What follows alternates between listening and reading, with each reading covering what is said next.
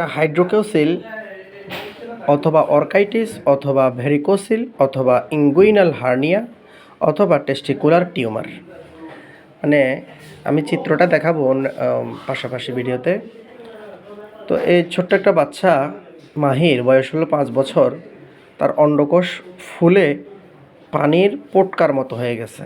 বেশ কয়েকবার এটা রিল্যাপস করছে, মানে বেশ কয়েকবার, আজকে বছরখানেক ধরে এই ধরনের রোগ। এখন এটা ট্রিটমেন্ট করতে হবে।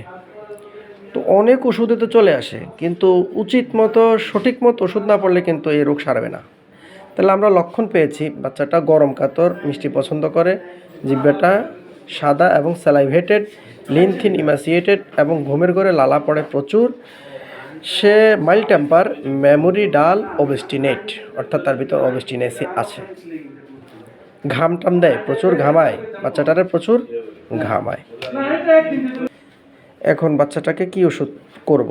কি লাইকোপোডিয়াম, কি সাইলিশিয়া, কি পালসেটিলা, কি মার্কুরিয়া সোলোবিলিস, না রডোডেনড্রন?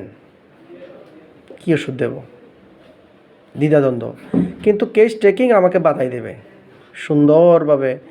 আপনি যদি ওষুধের পার্থক্য নির্ণয় করতে জানেন, তাহলে দ্যাট মিন্স আপনি কোনো এক জায়গায় যাবেন, ওইখানে অনেকগুলো রাস্তা, ডানে বামে সামনে পিছনে হিজিবিজি। যখন আমরা মার্কেটে ঢুকি কত রাস্তা দেখি, অনেক সময় রাস্তা না চেনার কারণে মানুষ হারাই যায়। ঠিক এই হোমিওপ্যাথিক ওষুধটাও ঠিক এরকম, হাজারো লক্ষণ, হাজারো রাস্তা।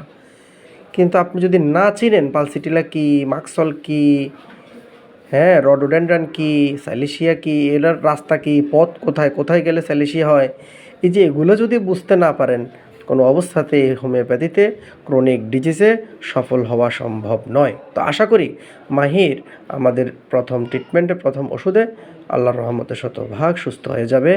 আমি তার জন্য ওষুধ করব মার্কুরিয়াস সোলোবিলিস। প্রথম চয়েস আমার মার্কুরিয়াস সোলোবিলিস।